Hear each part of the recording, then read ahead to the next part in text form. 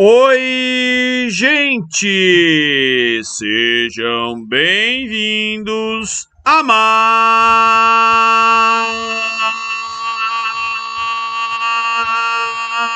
uma aula de geografia. Continuando a série sobre provas do JP, eu vou mostrar para vocês uma prova de terceiro ano. Uma prova tem questões dissertativas, são 8 questões dissertativas e testes. Você pode olhar as questões e talvez achem, mas que prova fácil, que prova simples, né? Mas a grande dificuldade da prova vai estar na minha exigência enquanto professor, né, na hora de corrigir.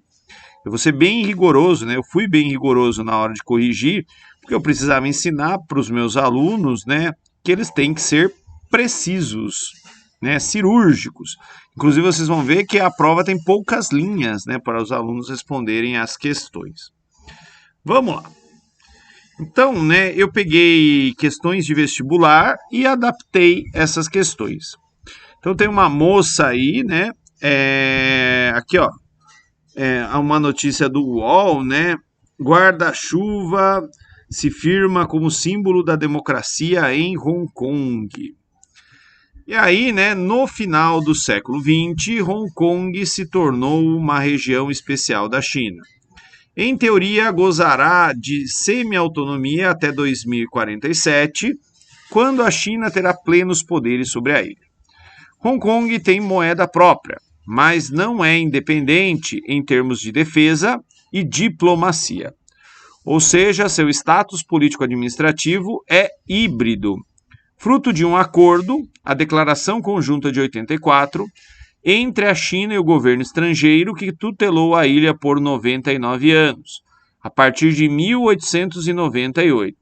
Em 1997 entrou em vigor o acordo sobre a mais conhecida fórmula Um País e Dois Sistemas. A partir de 2014, movimentos de contestação social ganharam relevo em Hong Kong. Com base no enunciado, em seus conhecimentos, responda as questões. Primeira, qual país, né, manteve domínio sobre Hong Kong? O país é o Reino Unido, né? Isso foi explicado para eles em aula. E aqui, né, eu queria ver se os alunos, né, iam escrever, por exemplo, Inglaterra, né? Na verdade, o país é o Reino Unido, não é a Inglaterra, né? Então, quem colocou Inglaterra, por exemplo, eu dei errado. Segunda, explique a expressão, né, um país e dois sistemas, né? Isso é uma maneira bem clássica aqui na geografia de explicar, né, o que aconteceu após, né, a devolução de Hong Kong para a China, né? Então, como Hong Kong tem algumas liberdades, né, como, por exemplo, moeda própria, um sistema político que é um pouquinho diferente da China, as pessoas ali têm um pouquinho mais de liberdade, né? Por isso que se fala um país, dois sistemas. Porque regras que valem para a China continental não valem em Hong Kong, e regras que valem para Hong Kong não valem na China continental.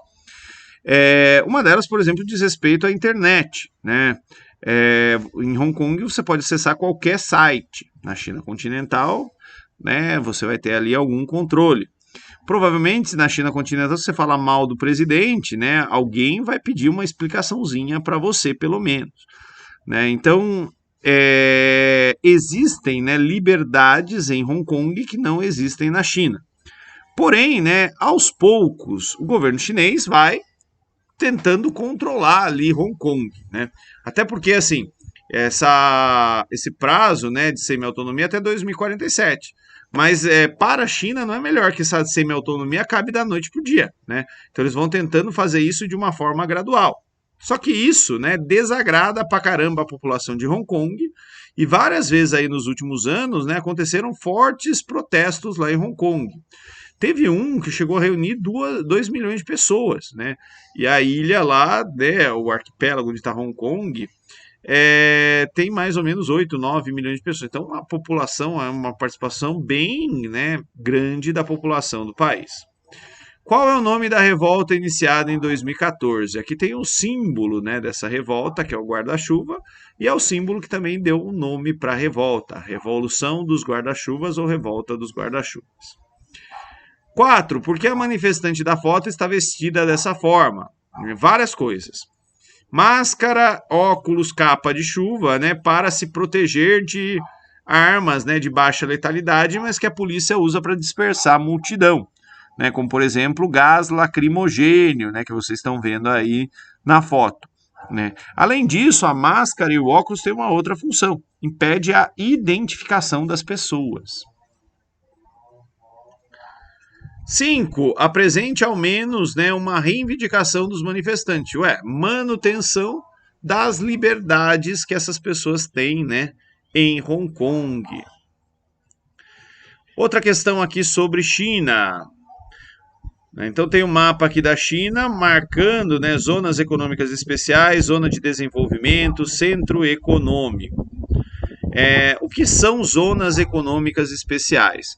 Faz parte aí de uma política de desenvolvimento da China, né? As zonas econômicas especiais são um lugar, né, onde começou a transição para o sistema capitalista, né?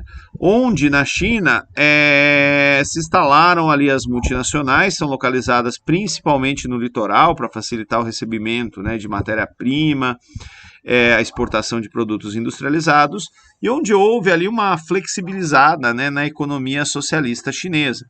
Então, por exemplo, o direito de propriedade ali é mais próximo do sistema capitalista do que do sistema socialista, mas ainda é chinês, né, ainda tem bastante intervenção do Estado na economia. Qual delas é a mais importante atualmente, né? Então tem que olhar aqui nos centros econômicos principais, né? Harbin, Shenyang, mas o principal dos principais é Xangai. Porque ela se localiza no litoral, acabei de responder, né, para facilitar o recebimento de matéria-prima e exportação de produtos industrializados. E por fim, né, eu pus aqui 2 testes. Primeiro, né, tem aqui, ó, vendas do Brasil para a China. A gente vende muito produto básico, pouco semi-manufaturado ou manufaturado. A China, para a gente, vende muito manufaturado. Nas últimas décadas, tem se observado um incremento, um aumento do comércio do Brasil e da China. A comparação entre os gráficos demonstra a letra A, posição do Brasil como grande exportador de commodity, né? Commodity é matéria-prima padronizada. Não é a letra B, né? Falta de complementaridade produtiva entre os dois países, porque, por exemplo, né, a soja brasileira engorda porco na China, né? Então um ajuda o outro ali. E às vezes a gente tem, por exemplo, né, manufaturados chineses que são componentes que vão ser agregados a produtos aqui no Brasil, tipo eletrônicos. Letra C, vantagem competitiva da China no setor de produção agrícola? Acho que não, né? Senão eles exportavam mais matéria-prima. D, proporcionalidade de trocas de bens de alto valor agregado? Também não, né? A gente compra muitos bens, mas os chineses não. E restrita a participação de bens de alta tecnologia no comércio bilateral? Também não, né? A gente compra muitos produtos de alta tecnologia da China. Questão 10 e última questão. População da China por faixa etária, né? A gente vê aí a porcentagem total da população chinesa e ao longo do tempo vai aumentando o número de idosos e diminuindo o número de jovens.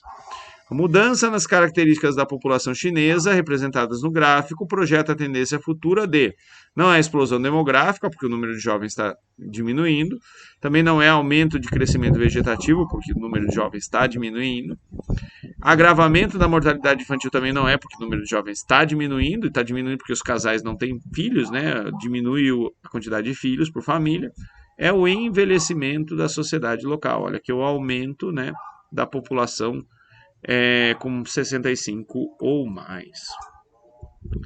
Gente, era isso que eu tinha para falar para vocês.